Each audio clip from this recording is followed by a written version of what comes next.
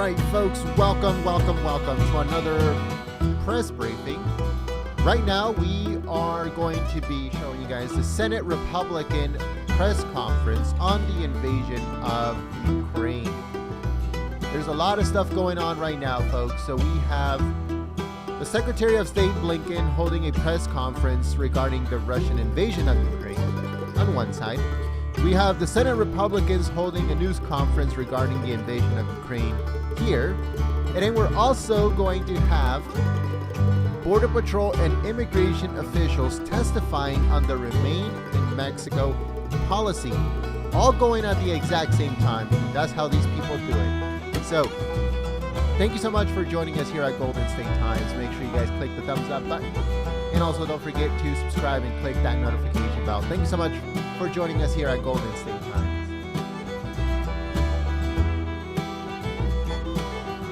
We'll be switching over in just a few moments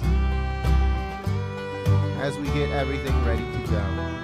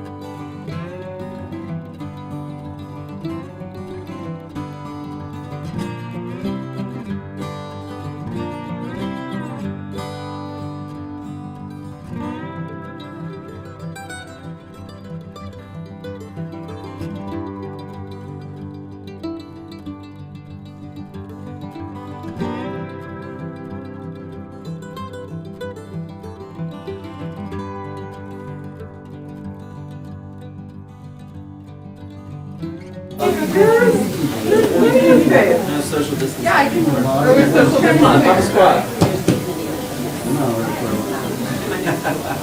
You can sit over here, Risch. Wow, Red's shunning. I'm not shunning, everybody's shunning here. I don't like you. We love you anyway. Someone rogue AirPods are just It's a dangerous way to leave them. What's the recipe for losing? Heads up. Senator, real quick. Yeah, Wicker's no longer coming, okay. so. Got that. Okay. All right. Are we on? Well, thank you, everybody. I want to thank all of you for coming today, and I want to thank my colleagues for being here today. You, when everybody shows up, we're going to have a very diverse group of people from across the Republican conference and a great representation of Republican leadership in support of the Ukrainian people. At this perilous time, we feel obliged to do all we possibly can to preserve the lives of Ukrainians that are perishing every day, women, children, civilians. I applaud the sanctions the President has put in place. These are indeed good steps. But the sanctions have not deterred Putin's military, and we believe we must do more. We must sanction all of Russia's banks and appropriate industries and include secondary sanctions.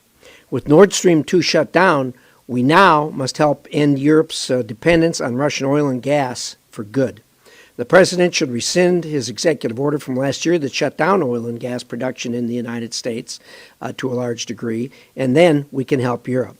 We support the weapons and other assistance that the president has provided to the Ukrainian military, and I have immediately, as ranking member of the Foreign Relations Committee, signed off on every request to send weapons immediately when it was presented.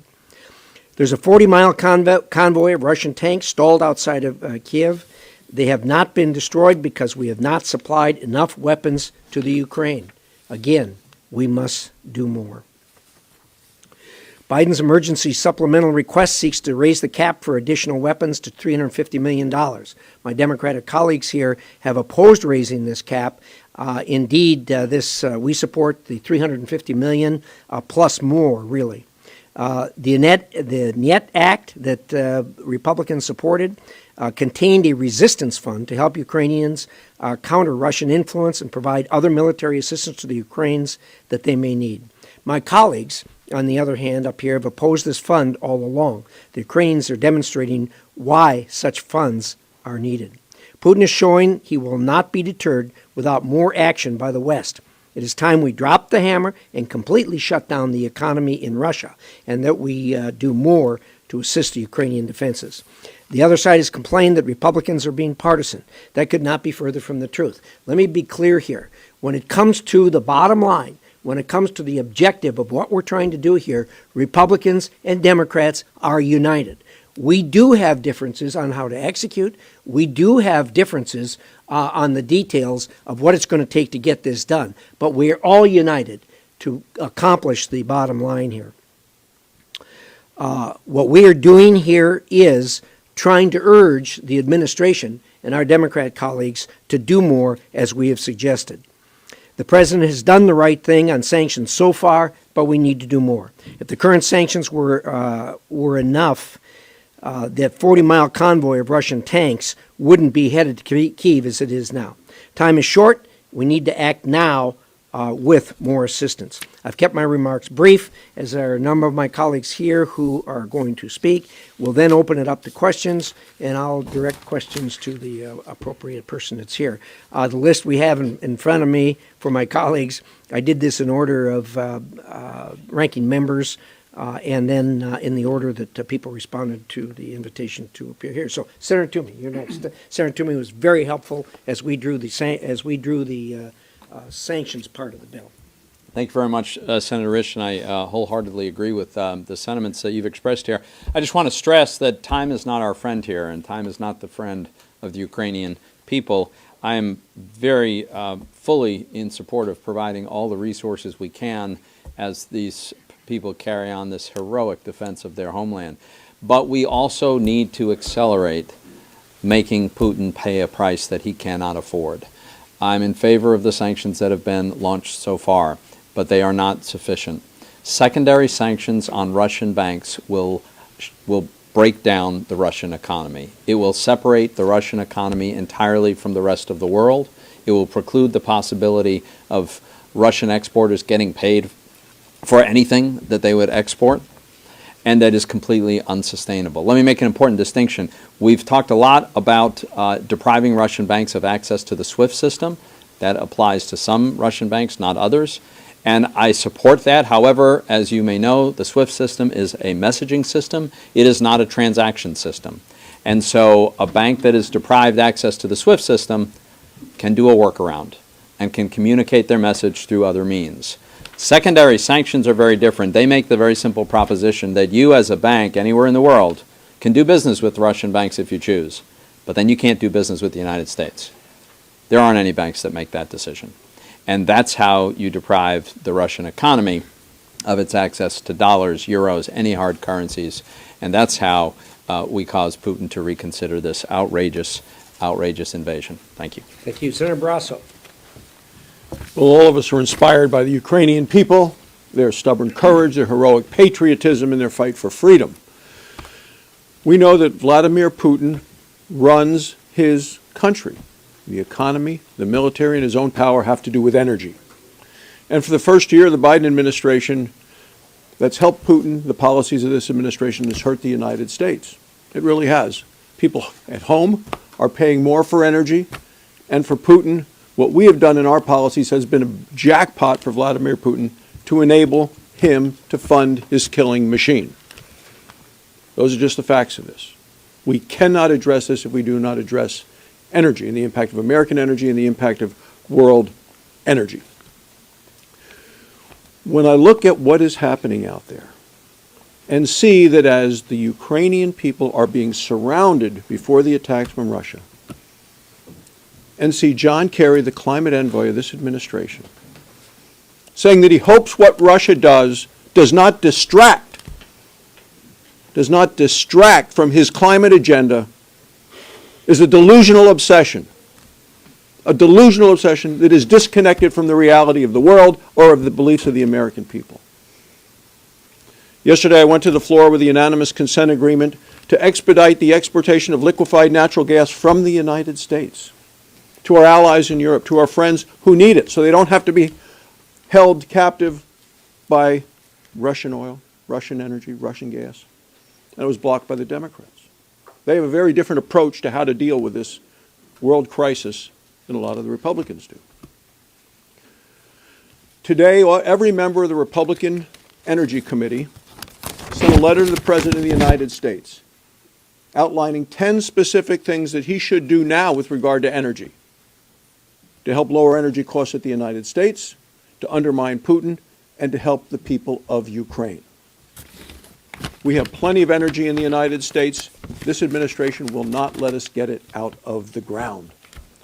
We are much better and stronger as a nation if we are selling energy to our friends than if we're having to buy it from our enemies.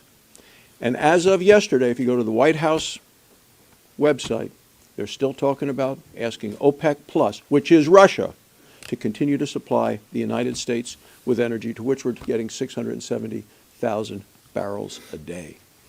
From last night's State of the Union address, it doesn't look like the President has yet learned that lesson. Senator Kennedy. Well, if you don't have anything to say, it's okay. That's One a or lot two of things. notes. One or two things, Jim. I want to make 4 quick points. Vladimir Vladimirovich Putin has chosen his place in history. I think that's clear. Number 2, I'm gratified that the West seems to be united. We're united primarily because of the leadership of President Zelensky and the Ukrainian people. When you see teachers making Molotov cocktails to defend their country, that's a lesson in patriotism. Number 3, as we all know,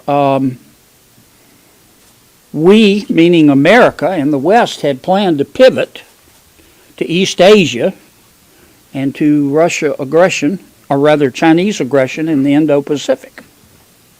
The whole world knew that. We're now going to have to fight on 2 fronts. In Central and Eastern Europe and in Eastern Asia. I don't think that's a coincidence. If you think that Russia and China are not aligned, you'll never own your own home. Point 4, there's one thing I don't get. We're all in agreement that we need to kick Putin and Russia out of the international community. And the West is in agreement that we need to kick Putin and Russia out of the international marketplace.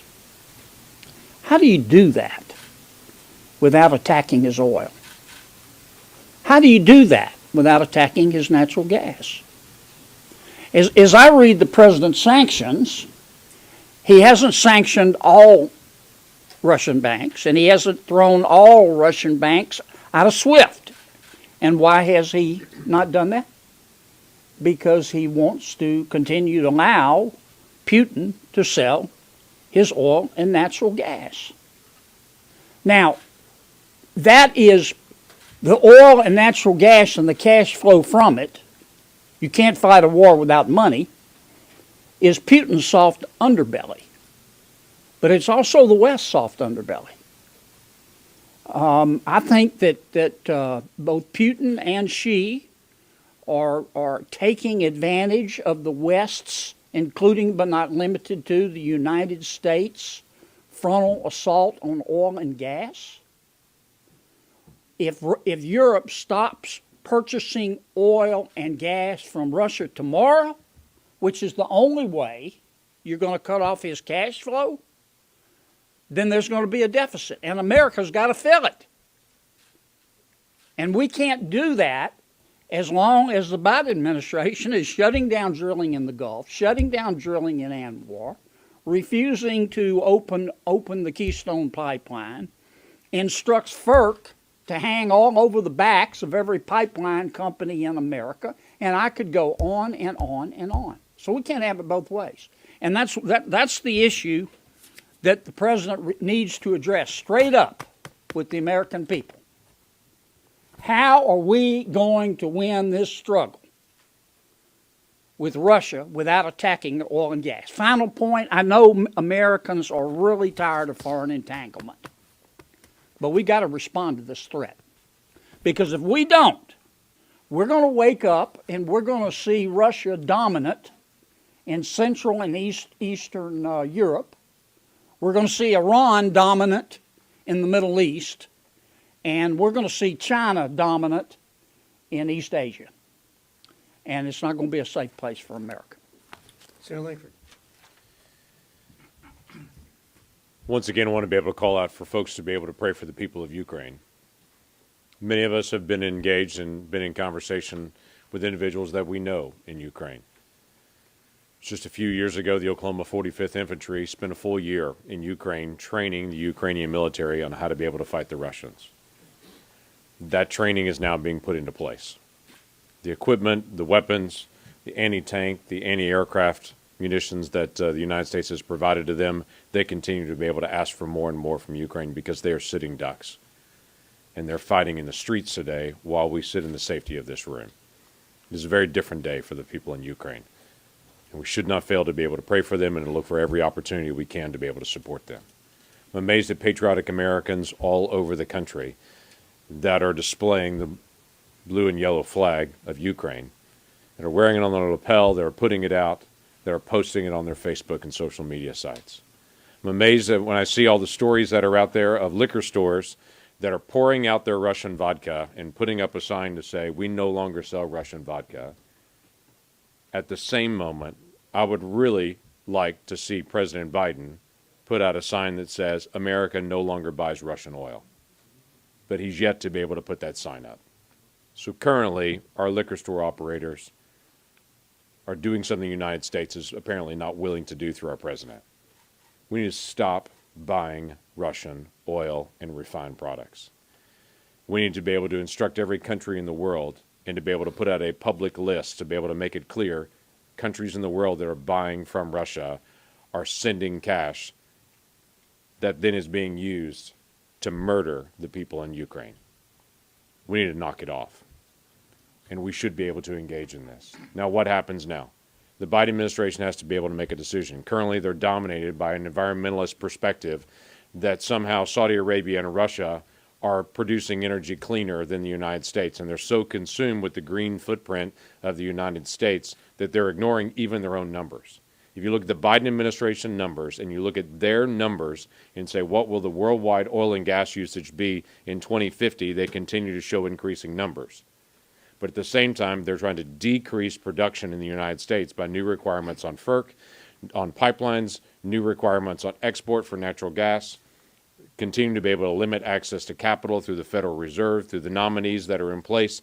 They're continuing to find ways to produce less in America, even though their own numbers show there will be a greater need in 2050 than what there is now. What they're really saying is, we don't want to produce that in America. We want Russia and OPEC to be able to produce it, even though it needs to be done and will be done. In a committee hearing yesterday here in the United States Senate, one of my Democrat colleagues said, what we need to do is to tell the people in Europe that we will produce heat pumps for you, and then we need to start producing more heat pumps here in America. Well, I'm sure that really is very comforting to the people of Europe that in the next 15 to 20 years we'll produce enough heat pumps to ship to you while you're cut off from oil and have no access to natural gas to heat your homes. I'm sure it's incredibly comforting to the people of Ukraine who are in day 6 fighting for their lives that in the next 15 to 20 years we'll produce some heat pumps and send them over to Europe. This is not a rational response right now from the United States government. We need to be clear that we're standing with the people of Ukraine, we're providing humanitarian aid to them, we're providing military aid to them, and we're doing what it takes to cut off the flow of money to the Russians who are murdering their neighbors.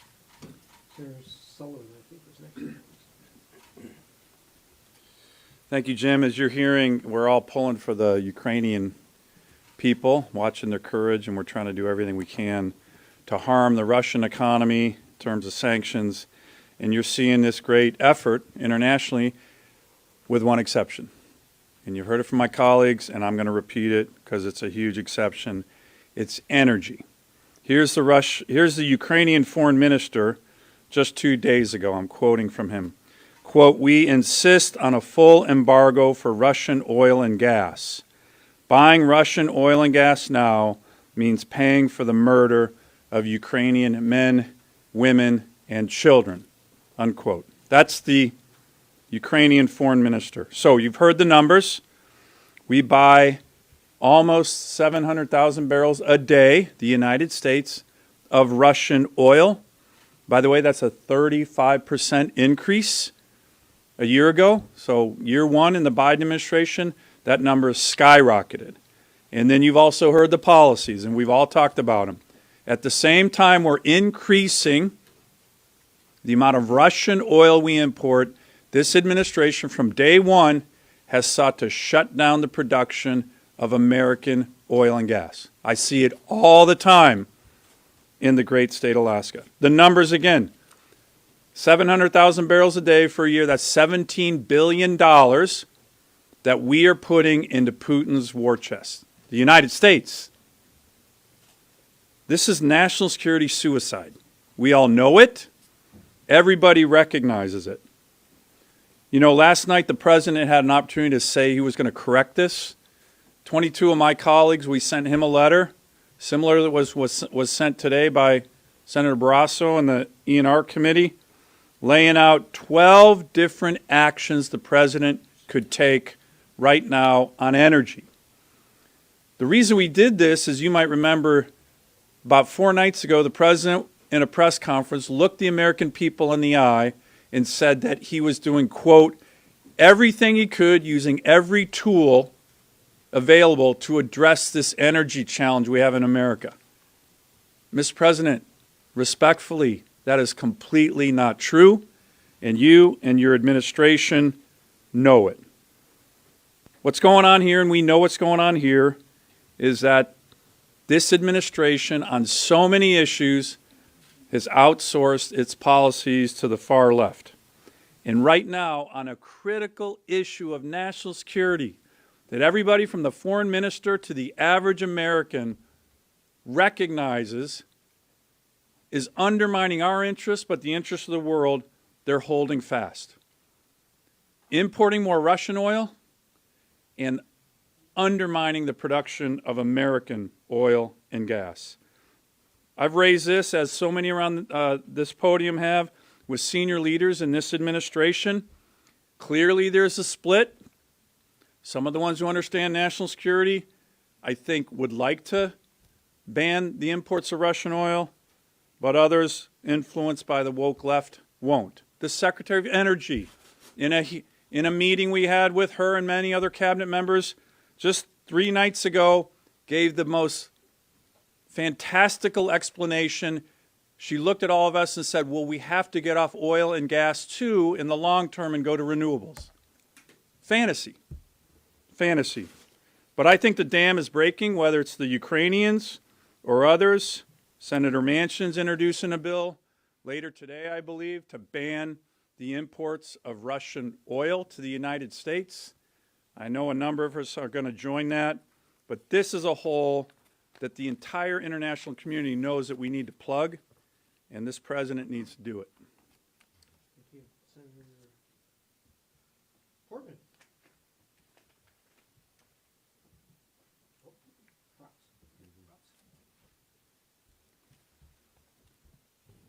So I couldn't agree more with what my colleagues have said about us banning Russian oil. We should do absolutely everything we can do to help tighten the noose on the Putin economy. And it is absurd that we're bringing in over 600,000 barrels of oil a day from Russia at a time when we shut down Keystone, 800,000 barrels a day, and stifle our own production here. To me, that's kind of a no-brainer. It's totally unsustainable what the current policy is. We've got to go well beyond that. We've got to ensure that we are also doing everything we can to flood the zone in terms of providing the Ukrainians the weapons they need to protect themselves. Several years ago, I went out to the line of contact, which is a euphemism for the border between Ukrainian-controlled territory on one side and Russian-controlled territory on the other side in eastern Ukraine. At this line of contact, I met a lot of really remarkable Ukrainian patriots. They gave me this flag, and I just found it today. And it says, from warriors and patriots, glory to Ukraine, glory to the heroes. Slava Ukraini is what they say. And then the response is, glory to the heroes. On Sunday, I was with 1,000 Ohioans in Cleveland, Ohio. People who have come together to support Ukraine, not just Ukrainians, but Latvians and Lithuanians and Poles, others from the region, but the stories were unbelievable of family members back home who were joining the military for the first time, who were fearful for their kids, their grandkids. And you see what's going on today, the horrific scenes in Ukraine. It didn't surprise me that the Ukrainians fought and continue to fight for their homeland, because I've looked into the eyes of these soldiers and seen their patriotism, their sense of pride in their country. But I must say, I am discouraged today, because glory to the heroes. They are warriors, they are patriots, but they're outgunned badly. The United States needs to do more. One thing we should do in terms of weaponry, in my view, is help to ensure that these airplanes that have been talked about actually get delivered to Ukraine, even if it means the United States of America stepping up and saying to our European allies who have the planes that are operable with the Ukrainian Air Forces, we will pay you or exchange other military equipment for you to be able to use these MiGs, these airplanes that the Ukrainian pilots can fly in Ukraine. We should be doing more in terms of providing drones to Ukraine. As you know, Turkey has provided some drones. This is the sort of stuff that they need. This is what the Ukrainian ambassador told us when she was here day before yesterday. In terms of the economic front, to tighten that noose includes saying Russia shouldn't have preferential access to our market. Currently they have what's called PNTR, Permanent National Trade Relations. It's a most favored nation status with the World Trade Organization. It should end. And every country in the world should stop, every freedom-loving country in the world should stop that access of Russian goods to our markets. By the way, it also would include a 50-cent per barrel increase in Russian oil if we did that, because we give them preferential treatment under this agreement. So I appreciate being here with my colleagues, and I appreciate their steadfastness and willingness to speak for the people of Ukraine. We all speak for them. Glory to Ukraine. Glory to the heroes. Senator Hogan. Thanks, Senator Risch. My state of North Dakota is a large oil and gas producing state. We produce 1.1 million barrels a day. 1.1 million barrels of oil a day. Now that's a lot, but that's down from 1.5 million barrels a day just a couple short years ago. Now think of what we've been talking about here, how we're importing more than 600,000 barrels a day of oil from Russia. Just my state alone, had the Biden administration not put the kind of restrictions on energy production in this country, we would make up most of that just from North Dakota. And that's what we're talking about. We need to unleash the energy potential of our country and absolutely shut down Russia's ability to sell oil and gas. That's what Risch's legislation does. It says no more exceptions. Let me give you another example. You've heard about the Keystone XL pipeline. In the 114th Congress in 2015, we passed through the Senate, it was Senate Bill 1, it was my bill. We passed it through the Senate, we passed it through the House, and President Obama vetoed it. That pipeline would be operating today, bringing in oil from Canada our strongest ally in the whole world, you know how much? 830,000 barrels of oil a day. And we're importing 600,000 from Russia. That's the impact of what we're talking about.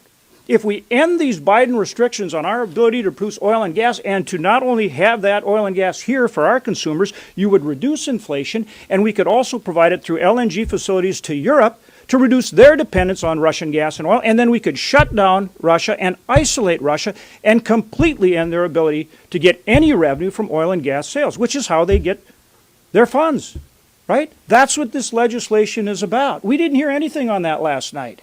It's time to get going. We need to do this now, not only for the benefit of our own economy to cut down on inflation, so that Europe can stand up against Russia, so that the world can stand up and isolate Russia and stop the naked aggression in Ukraine. That's what we're talking about. Thank you, Senator Hogan. Senator Graham has some modest thoughts on this matter. I'm sorry. I got the Israeli ambassador waiting on me in my office. I can't wait to talk to him. So, bottom line, thank you all for what you're doing.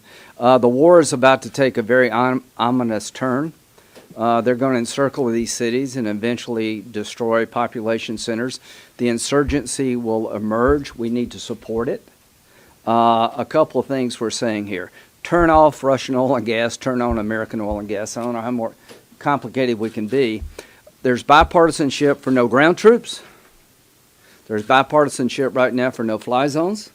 There's bipartisanship for sanctions. There's bipartisanship for weapons, for fuel, for uniforms.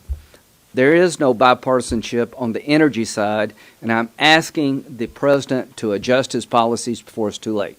You've got one last chance here to go after the Russian oil and gas sector. What we've done is hurt them, but if we go after oil and gas, it will cripple the ruble. It will destroy the ruble. Never in the history of warfare has a bad guy been so exposed as Putin is right now. Their Achilles heel is that their economy depends on oil and gas revenue. Never in the history of warfare have we had a chance to deliver such a decisive blow without firing a shot. Let's deliver that blow. If the Ukrainians can stand up to a tank, if a grandmother can get a rifle, surely to God we can produce more oil and gas. So the bottom line here is this is a time to act. We need to be all in. And I was in there New Year's Eve 2016 with John McCain, the front line with Ukrainian Marines, went out with Amy Klobuchar, myself, and John. We came back, did a news conference. You need to go check out what we said in 2016. They gave John a gold-plated AK-47. I got a pistol, and Amy got a knife. I'm willing to give it all back. So to the Biden administration, I am all for a low-carbon economy. But we got to meet the moment, and the moment requires us to shut down Russian oil and gas. And finally, I introduced legislation today, resolution, making Putin a war criminal. Final thought here. The Ukrainians filed a complaint with their National Criminal Court suggesting that an investigation be opened against Putin and his generals as war criminals. We should lend our voice to that complaint. I want every pilot to know and every general to know. As you commit war crimes on behalf of Putin, you do so at your own peril. Thank you, Senator. I told you it'd be worth coming today. Senator Scott, you're up. Yes, thank you, sir. Thank you all for coming. I'll make this short and sweet as well. American energy independence and national security should be as close as wet is to the water. They're inseparable. And so when we talk about the importance of shutting off Russian energy in America, we're talking about shutting off $60 million a day. Over the last 12 months, we've sent Ukraine about $1 billion. Every day, we're sending the Russians $60 million.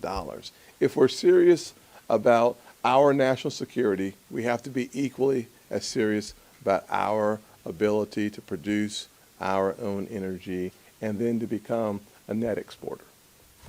Thank you. Senator Cruz. Thank you, Jim. The world right now is horrified to be witnessing the most significant military conflict in Europe since 1945, since the end of World War II. Last night, President Biden in the State of the Union rightly denounced Putin's invasion of Ukraine. But nowhere in his remarks did he acknowledge his own responsibility for this invasion. This invasion was preventable. It's the direct result of two catastrophic mistakes from the Biden White House. Number one, last summer, the disastrous withdrawal from Afghanistan, the surrender to the Taliban. Every enemy of America looked at Washington and took a measure of the man in the Oval Office, and unfortunately they concluded that the president was weak and feckless and ineffective. And at the time, I and others said the chances of Russia invading Ukraine just rose tenfold. The chances of China invading Taiwan just rose tenfold. But secondly, it was very specific mistakes President Biden made towards Ukraine and Russia that caused this invasion. Putin has long wanted to invade Ukraine. He wants to reassemble the Soviet Union. He wants to reassemble the Russian Empire of 1922. He did invade Ukraine in 2014, Crimea, the southern part, but he stopped short of a full invasion. Why? Because his major source of revenue is selling oil and natural gas, and the natural gas goes on pipelines right through the middle of Ukraine.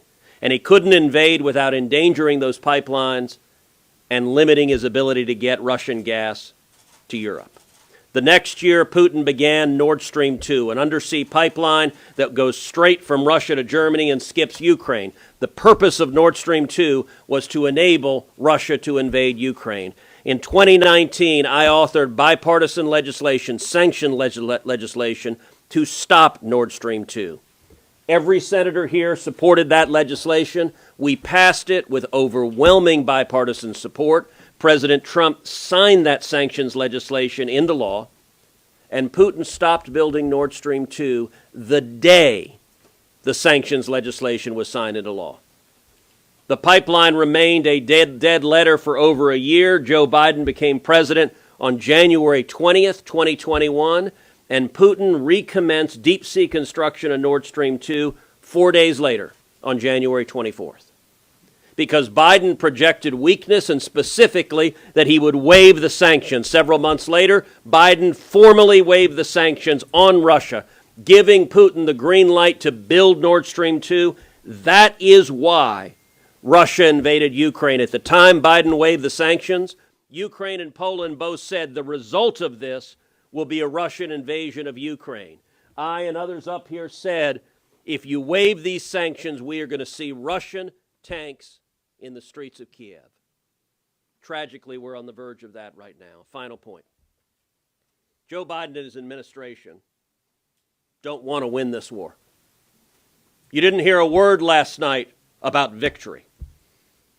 Biden is resigned to Putin winning, to Russia conquering Ukraine, to the Soviet Union taking a major step towards being reassembled. His entire administration, both publicly and privately, holds out no hope for victory.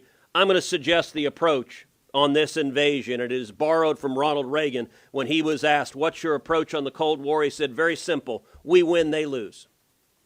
We should do three specific things to win. Number one, we should pass legislation making Nord Stream 2 sanctions permanent and not waivable by Joe Biden. Number two, we should pass overwhelming sanctions on the Russian economy using our economic might. Jim Risch's Niet Act is a major step forward, and it is Democrats that are protecting the Russian economy right now by stopping those sanctions. The Biden sanctions inexplicably exclude energy. Putin's major source of revenue is selling oil and gas, and Biden's given an exception. You can continue getting billions of dollars to fund the invasion of Ukraine. We ought to shut down all Russian oil and gas sales in the United States, and we ought to lead a worldwide boycott of Russian oil and gas. Yesterday, I talked with the former CEO of the largest natural gas company in Ukraine who was in my office. He described, if you want to stop Putin, the only way to do it is hit it where it hurts, which is his oil and gas revenues. He believes Europe can't give them up. There are enough reserves, there's enough production worldwide to fill that gap with American leadership. And that's the one thing that can weaken Putin and cause this invasion to fail. And finally, third, We need to be providing far more lethal military assistance to Ukraine. Nobody wants to see, and we should not see, American troops engaged in combat with Russian troops. But we should be providing weapons like javelins and stingers in far greater quantities to the Ukrainians who are heroically fighting to defend their homeland. That's how we win. But Joe Biden doesn't want to win, doesn't believe we can win. He believes weakness and appeasement is the path forward. It's how we got here. And if we continue with weakness and appeasement, it will result in a Russian victory, and that is terrible for Ukraine, terrible for Europe, terrible for America, and terrible for the world. We can win if we rediscover American strength and resolve. Thanks, Ted. All right, let's start. Let's see. You had your hand up first. Thank you. As we understand it, just to clarify, the need for more lethal aid, is there any suggestion that that support is not there? There isn't bipartisan support for that, because we understood that it's very difficult to get that aid now in the hands of the Ukrainians. How is that being done? When you ask a question, would you mind taking your mask off, because it's hard to hear you. Sorry about that. Look, it is not that difficult to get lethal aid to them. We've been pouring lethal aid in there for a considerable period of time. What I would suggest that we do to the president is to actually take the lethal aid into the Ukraine. Right now they're taking it into Poland. The Ukrainians got to come and get it and truck it in. As everybody here agrees, we do not want a confrontation directly with the Russians. But the western part of that country is Russia-free right now, and there is precedent for this. When the Russians in 2008 went into Georgia, George W. Bush took supplies, lethal aid, into Georgia. And how did he do it? He didn't leave it on a doorstep. He flew it into Georgia. And so there's no reason why the administration can't be doing that. I'd urge them to do that. Obviously, you need to be risk adverse to a degree, but delivering to Lviv or somewhere else that's in the western part can be done easily. Yeah. Senator Risch, if there is bipartisan support to send lethal aid to Ukraine, when is that going to happen? I mean, obviously we know time is of the essence. We had a CODAL that includes Republicans going to the border this weekend. Is that what Ukrainians need when they're very directly asking you for more weapons? When can that happen? Are there any concessions you're able to make a deal? Well, I don't think that at this moment there is plenty of ability to deliver lethal aid. That is, there's still money there that the administration is using. It certainly isn't a stoppage by any stretch of the imagination. But because of what we're seeing coming in to the Capitol, we need a huge surge of these weapons. We need Javelin missiles, and everybody talks about a no-fly zone. The Ukrainians can make a no-fly zone by simply us sending them enough Stinger missiles. They can make their own fly zone over, their own no-fly zone over the Ukraine. Yep. Hi. The U.S. imports Russian oil in part because some U.S. refineries need the grade of crude or higher sulfur content produced by Russia in order to run. Other sources of that crude have already been cut off by sanctions on Venezuela and Iran. How do you propose to get these refineries the crude oil they need if Russian oil is banned? Are they just sort of out of luck? I have experts on that question. Senator Barrasso, Senator Sullivan. Well, look, I think the one issue here is that having to your point, having the imports of oil come in overnight as a magic, simplistic solution is more complicated than it sounds because of the refining capacity and the different qualities of crude. But as you saw when we did that with Venezuela, when we did that with other countries, our private sector has the capability to adapt rather quickly on addressing these issues. Here's the big topic, because when you raise this issue of energy and imports, you get those kind of answers, and you get the answers of, well, what we really need to do, as I mentioned, the Secretary of Energy said this just the other day, what we really need to do is just move to renewables and get off hydrocarbons. That was literally her answer to a bunch of senators 4 nights ago. We need to think a little bit longer term. This is a challenge. We are in a new era of authoritarian aggression with Russia dictators and with Chinese and with the Russian dictator Putin and Xi Jinping. And we need to be thinking about this in 2, 3, 4 year, decade-long increments. And when you think about it from that perspective, we do have the time and capability to enable the refining capacity to take care of some of the challenges that you just mentioned. It's not going to happen overnight, but it's also not an excuse not to take action now. And what they're doing is they're using that as the excuse. But if you ban it now, what are you saying to these refineries? Are you going to provide exemptions? Are you going to provide a phase-in? Like, how do you protect these U.S. refineries from not being able to run? They don't have access. Well, look, I don't think every U.S. refinery is completely addicted to the 650,000 barrels of oil coming in from Russia. They have been through this kind of situation before. They can make contingency plans. But again, what we keep hearing is excuses on why we shouldn't do it. And what we're saying is if we start that process today, the president could do this tonight.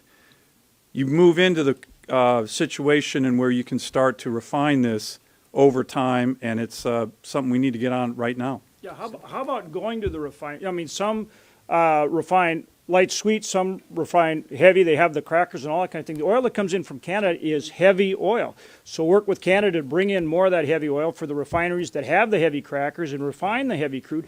And then for the ones that refine the light sweet, like our oil from North Dakota, make sure that you work with them so you get more of the oil to those refineries and find ways to give them more room to expand what they can do at the refineries at the same time that you open up production. Stop with all these restrictions in terms of getting permits for new wells.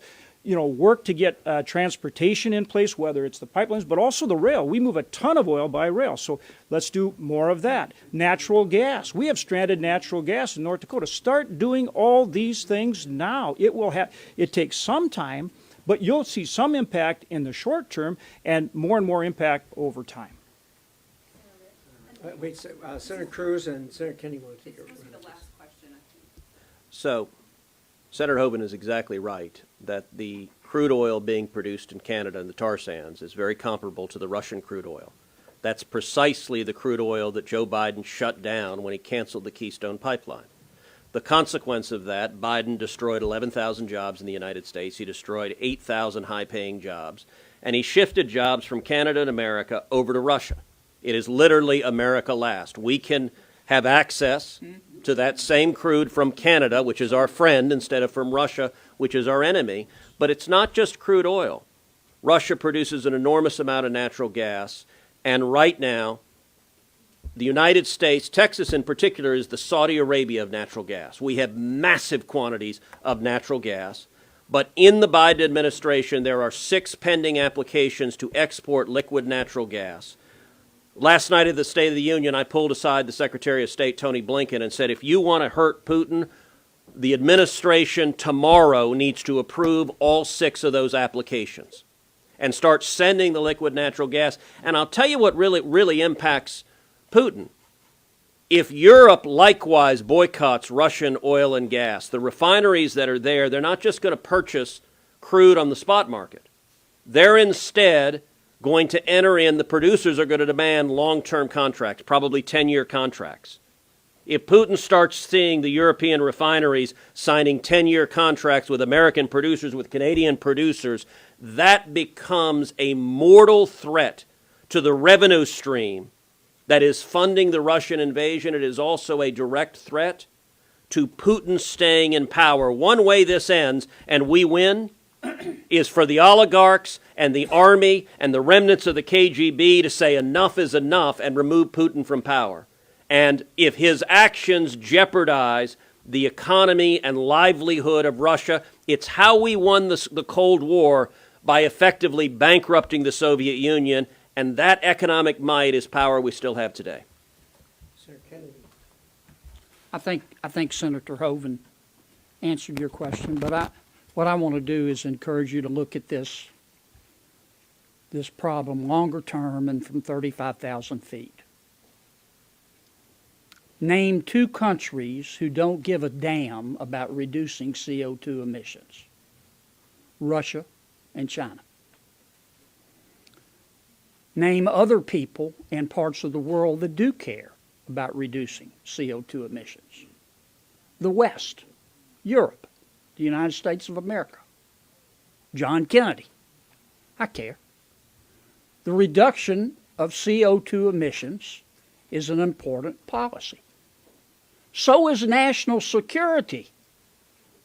And what Russia and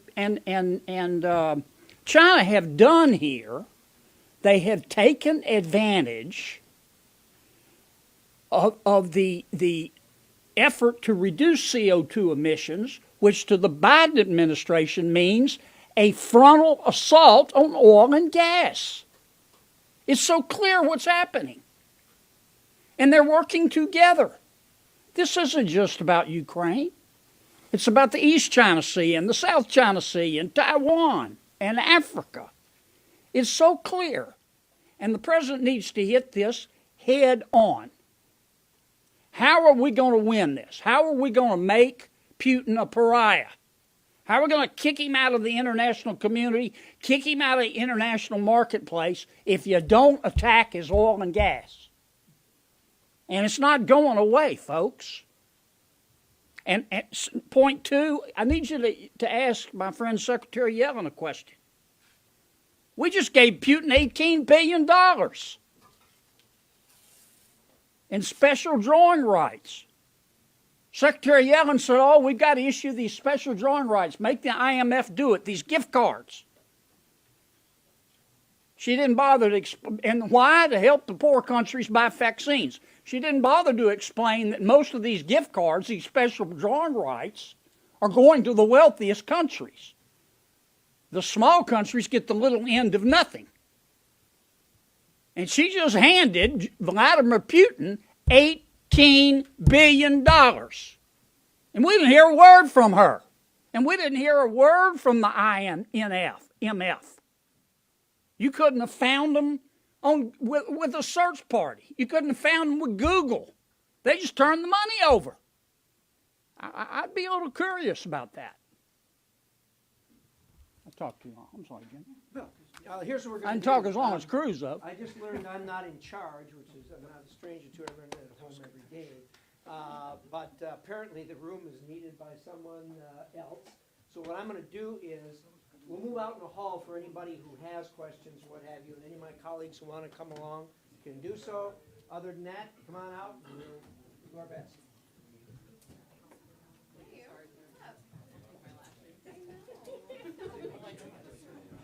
All right, folks, thank you so much for joining us here at Golden State Times. Right now, there is an urgent meeting on President Trump's Remain in Mexico policy as the Democrats are trying to shut it down. So I'm going to put the link to it in the chat. Give me 1 second here. This is too loud. All right, so there is a they're testifying right now on President Trump's Remain in Mexico policy. So I'm going to shut this live stream down right now, and then hopefully YouTube redirects you over to that meeting that they're doing right now, because they're trying to shut down the Remain in Mexico policy. And the Republicans are trying to keep it afloat, like to try to keep it active. So that's going on right now as I speak. So hopefully YouTube redirects you over to that live stream. Thank you so much for joining us. If you want to check it out on your own, just click the logo of Golden State Times. And then hopefully you'll be able to see it that we're live streaming right now. And if not, I'll just put it in the chat. So thank you so much, folks, for joining us here at Golden State Times. Thank you so much for being awesome. And thank you so much for sharing the live stream, giving it a thumbs up. And if you're new to the channel, we encourage you to subscribe and click that notification bell. Please go check out that briefing that they're having right now regarding President Trump's Remain in Mexico policy. I'll put it as a link in the chat. But once I shut down this live stream, hopefully it will redirect you over to it. Thank you so much, folks, and I hope to see you at that live stream. Peace. Have a blessed rest of your day. Have a good afternoon. Thank you so much, everyone, and God bless you. We hope to see you at the live stream regarding President Trump's Remain in Mexico policy. Peace.